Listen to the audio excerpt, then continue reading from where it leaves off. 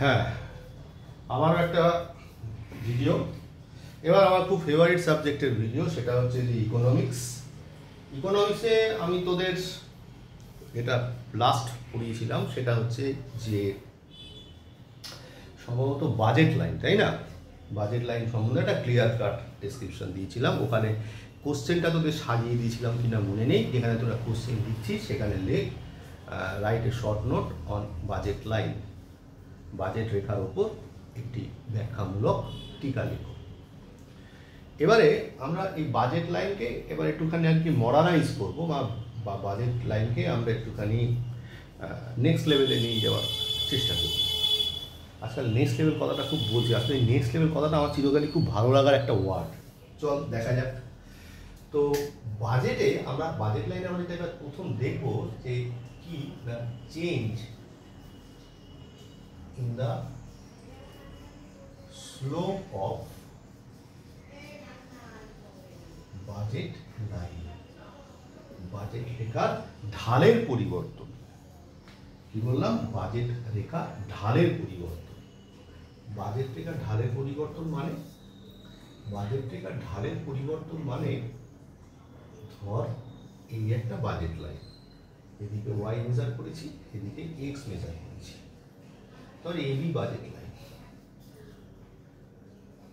এবার আমরা এখানে মানে পুরো এগুলো তো এক একটা টুলস, পুরো অ্যাজাম্পশনসের ওপর দাঁড়িয়ে আছে।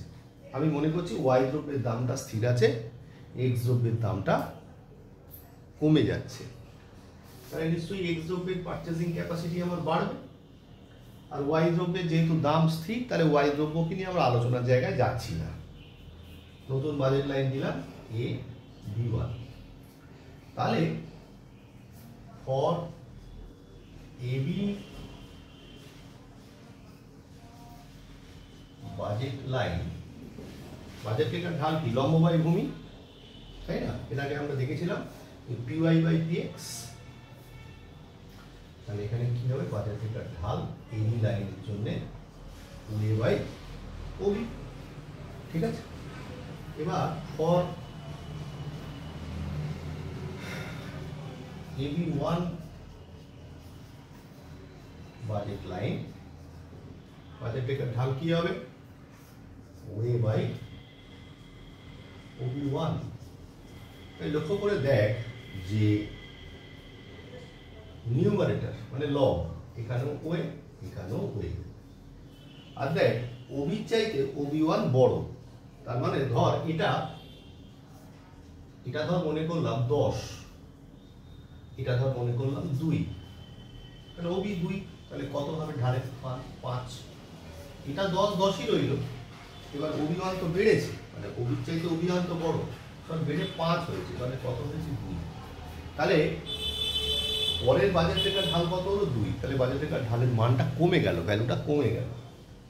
তাহলে বাজেট রেখার তাহলে ঢালের পরিবর্তন হলো। তাহলে this is called change in slope of the budget line, ঠিক আছে? এবার বাজেট রেখার স্থানের পরিবর্তন মানে shift of the budget line, change in the shift of the budget line. এদিকে ওয়াই, এদিকে এক্স মেজার করেছি। এবার কি আছে? এবার অ্যাজাম্পশনসটা কিরকম ধরে নেব যে দুটো দ্রব্যের দাম এক্স আর ওয়াই স্থির, কিপিং কনস্ট্যান্ট।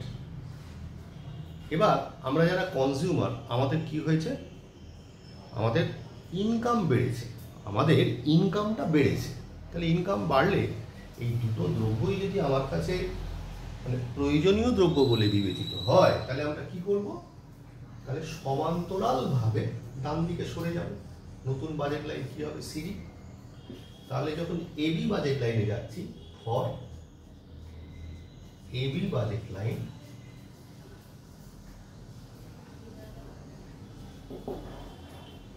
আমার বাজেট রেখার ঢাল কি হবে?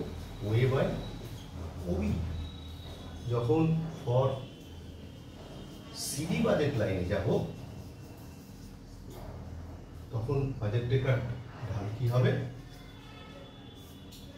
ওসি বাই ওডি। যখনই না দুটো সমান্তরাল রেখা হবে, তার মানে কি এখান থেকে এইটুকু যা সরলো, এখান থেকে এইটুকু তাই সরলো, মানে পরিবর্তনটা সমান। তার মানে বাজেট রেখার ঢালের কোনো পরিবর্তন হবে না, মানে OA by OB equals to OC by OD হবে। যেটা আগের যে ডিসকাশনটা ছিল সেখানে কি হয়েছে, প্রথম বাজেট রেখাটা যেটা লিখেছিলাম ওএ বাই ওবি, এটার ভ্যালু বেরিয়েছিল 5 আর এটার ভ্যালু বেরিয়েছিল 2। তারপরে এটা থেকে এটা বড় এটা ছোট, তাহলে বাজেট রেখার ঢালের পরিবর্তন হচ্ছে, এখানে বাজেট রেখার ঢালের কোনো পরিবর্তন হচ্ছে না। সমান্তরাল যে কোনো সমান্তরাল রেখা ঢালটা স্থিরই থাকে, সেই জন্যই মানে রেখা দুটো সমান্তরাল হয়।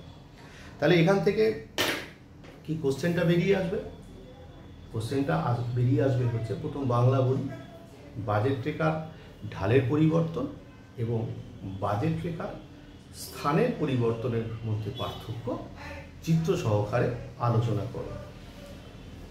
Distinguish between change in the slope of the budget line and change in the shift of the budget line.